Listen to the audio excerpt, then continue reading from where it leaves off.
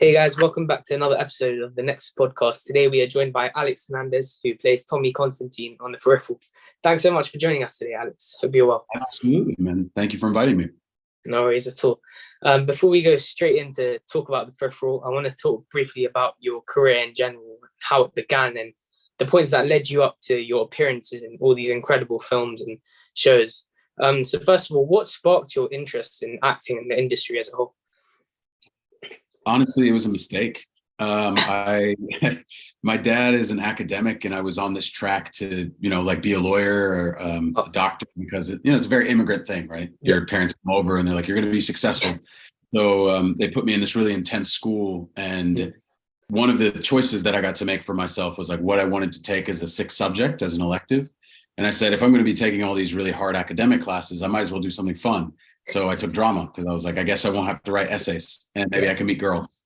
And and at first I didn't really care. I didn't really try. And my teacher one day pulled me aside and was like, you're very smart and you have a nice voice and you have interesting choices. And I think that if you tried hard, you could really do this. And if you, that's okay. And that was the first adult that was just like, hey, there's no punishment here. It's just good stuff if you actually work at it. Yeah, coming from an immigrant background as well, I can understand. But yeah, one of the most noticeable projects that catches the eye is your work as Lincoln Clay in the Mafia series. How was the experience of playing sort of digitalized character? How did the whole essence of voice acting feel in that manner as well? Well, that particular job is also performance capture. So it's my voice, my face, my body, everything. Oh, awesome. So honestly, it's like shooting a movie on in a rehearsal stage because nothing's real, right? Like when you shoot a film, if you're in a 1970 Camaro, you're in a 1970 Camaro. Yep. But in the video game world, you're in like this car made out of steel pipes or PVC, everything see-through, so it feels very much like you're a kid playing pretend again. Yeah, like I was crazy. Back. It's super fun. Crazy. Yeah, it seems fun. How did it feel to play as yourself, when the game came out? Bizarre. It's much more bizarre than being in a imagine, yeah. You've also starred in Bloodshot as well alongside Vin Diesel. How did it feel to work with him and star alongside him in an incredible movie? I mean, it was super cool. It was very funny because one of the first things he said, my character's blind and we're all super soldiers who've been juiced up after, accidents have happened to us and we get all these tech implants. And so my guy's blind, he has this stuff in his eyes. And I came out in my costume the first time that we met and he looks at me, he looks up and down. He's like, "Oh, you got like a young Riddick thing going on." I was like, "No, my own original character. I got nothing to do with Riddick. It's his own thing." But he was cool. He was super gracious to me and we had a lot of fun. Me, him, Sam.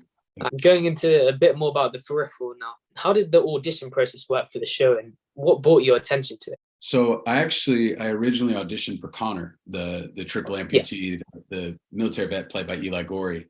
And that is usually the kind of characters I go in for, like really brooding and serious and dark. And auditioning went well. The feedback I got was like, "Hey, you did a great job. Casting loves you. The producers like you. It's not going to be your job. It's not going your way. But thank you so much." And that's, as an actor, that's all you can do, right? Is you leave a good impression.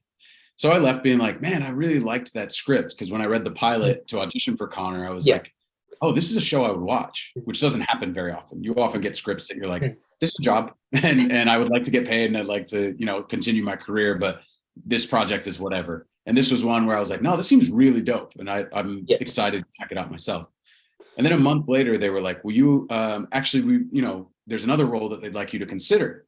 I was like, yeah, what's up? I really like the show. And they were like, the deputy sheriff. And I was like, who?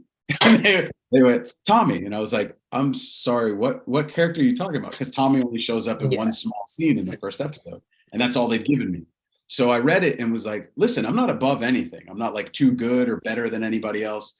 I just find it odd that you had me reading for like this major character with all this beautiful stuff, clearly a complicated backstory. And now you want me to read for the sheriff who like smiles in the car one time? Like, what's going on here? Yeah. And they were like, no, trust us. He comes on a lot more later in the show. Definitely changes all the stuff. He does. And I was like, I gotta just believe these people, I guess, because it was during the pandemic, and I was just like, I need a job. Your boy needs to eat. He's got to pay more. And I took it, and then as they kept sending me scripts, I was like, oh, thank God.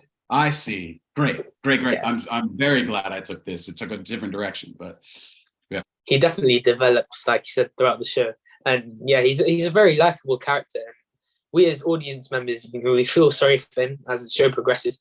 And by the end of the show, he's gone in this pretty nice arc, and he's learned to open up in some manner. How does it feel to play a character like Tommy with an arc like this?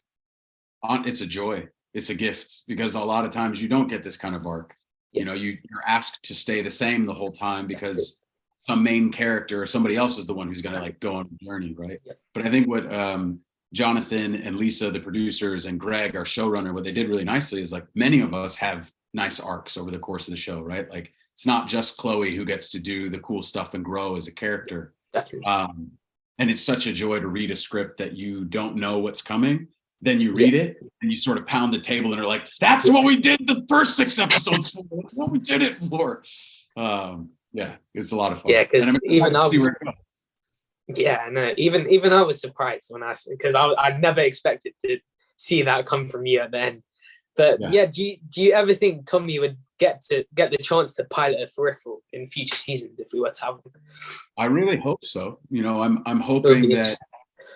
Yeah, it definitely would. And I mean, obviously, one of his motivations as a character is to protect Flynn, to manage whatever this weird situation is going on that they're involved in. But he has so little information. So I could see a clear path to being like, wait, you're telling me there's a what?